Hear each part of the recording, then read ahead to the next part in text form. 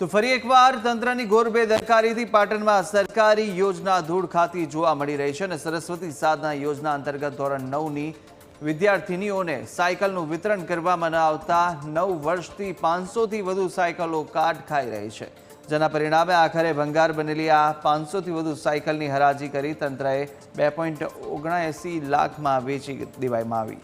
તો આ તરફ શિક્ષણ વિભાગની બેદરકારીથી વિદ્યાર્થીનીઓને આ સાયકલનો લાભ મળ્યો નહીં ને જેથી હવે કોંગ્રેસે માંગ કરી છે કે આ બેદરકારીની ઊંડાણપૂર્વક તપાસ કરવામાં આવે અને જવાબદારો સામે કડક કાર્યવાહી કરવામાં આવે।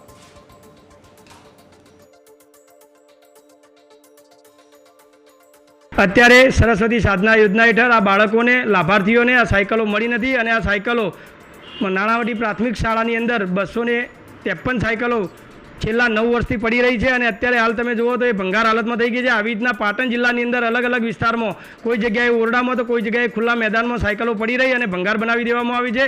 ખરેખર આ નગરો તંત્રએ વિદ્યાર્થીઓનું આ પાપ કર્યું છે। તો વિદ્યાર્થીઓને અને ગરીબ અને મધ્યમ વર્ગ અને ગરીબ બાળકોને જે સાયકલો મળવી જોઈએ લાભાર્થીઓને એ સાયકલો મળી નહીં, જેના કારણે અત્યારે લાભાર્થીઓ સાયકલોથી વંચિત રહ્યા છે અને સાયકલો ભંગાર હાલતમાં થઈ ગઈ છે। પાટણ જિલ્લામાં વિવિધ 6 સ્તરે 2014-15ની સરસ્વતી સાધના યોજના કે જે ધોરણ 9ની દીકરીઓને સાયકલો આપવામાં આવે છે, જે 14-15ની અત્રેના જિલ્લામાં પડેલ હતી। પ્રાથમિક શિક્ષણ નિયામક કચેરી દ્વારા 2014-15માં જે સાયકલો પડી હતી એનો નિકાલ કરવાનો અત્રે જાણ કરતાં અમે વર્તમાનપત્રમાં જાહેરાત આપી 12 ઓગસ્ટ 13 ઓગસ્ટ અને 14 ઓગસ્ટના રોજ જાહેર હરાજી કરી અને સાયકલોનો નિકાલ કરેલ છે અને જેના 2,79,000 રૂપિયા જે ઉપજેલ છે તે સરકારી સદરે જમા કરાવી દીધેલ છે। 2014-15ની બાબત છે એટલે મારા ધ્યાન ઉપર નથી, હું મારા ધ્યાન ઉપર પ્રાથમિક શિક્ષણ નિયામકના પત્રથી જાહેર હરાજી કરવાનું કીધેલ અને મેં એ પત્રને અનુસરી અને જાહેર હરાજી કરેલ છે।